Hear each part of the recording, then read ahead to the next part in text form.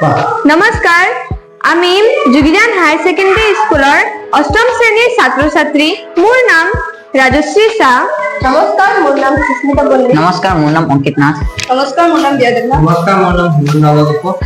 আমি বিকশিত ভাৰত বিল্ডাথন কাৰ্যসূচীত এটা আইডিয়া সাবমিট কৰাৰ বাবে ওলাইছো। আমি এটা সৰু প্ৰজেক্ট বনাইছো। এই প্ৰজেক্টত সহায় কৰিছে CRCC কমল ছাৰ আৰু আমাৰ স্কুলৰ সুমন ছাৰ। আমাৰ এই অঞ্চল তথা বিদ্যালয়ৰ টেপৰ পানী অশুদ্ধিযুক্ত।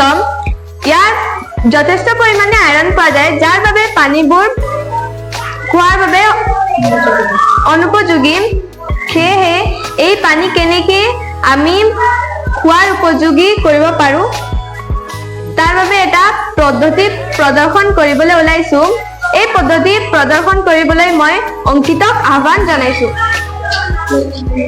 নমস্কাৰ, আমি আমাৰ পানীবোৰ বিশুদ্ধকৰণ কৰিবৰ কাৰণে আমাৰ 4টা পাত্ৰ লৈছো।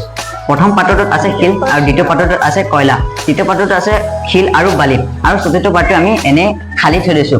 আমাৰ ফাৰ্ষ্ট পাত্ৰটোত যেতিয়া আমি পানী ঢালিম তেতিয়া আমাৰ এই পানী থকা পদাৰ্থবোৰ শিলে শুহি ল'ব আৰু তাৰ পৰা পানী নিগৰি গৈ আমাৰ তৃতীয় স্তৰত জমা হ'ব।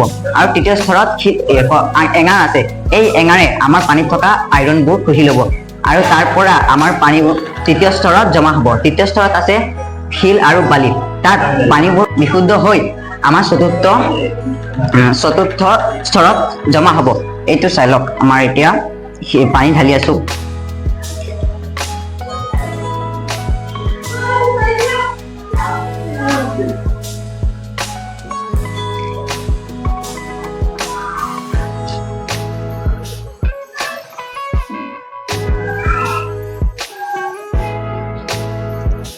এইটো আমাৰ প্ৰজেক্টত কৰা আমাৰ প্ৰদৰ্শন ফলাফল হ'ল।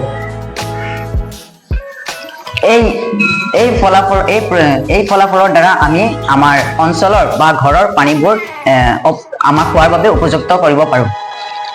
ধন্যবাদ।